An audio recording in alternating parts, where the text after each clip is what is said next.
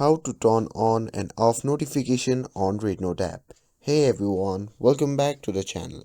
In today's video, I'll show you how to easily turn notification on or off in the REDnote app. It's super quick, so without further ado, let's get started. So first thing first, open the REDnote app on your phone and make sure that you're logged in to your account.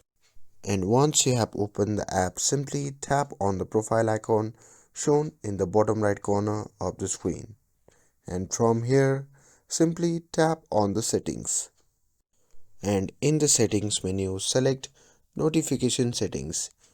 And here you will find all the options to control your notification. Whether you want to turn them on or off, it's just a quick toggle away option. So simply choose the option that works best for you and you are all set. And that's it. Now you know how to manage your notification in the REDnote app. If you found this video helpful, don't forget to like, share and subscribe to get updated for more videos. Thanks for watching and I'll see you in the next video.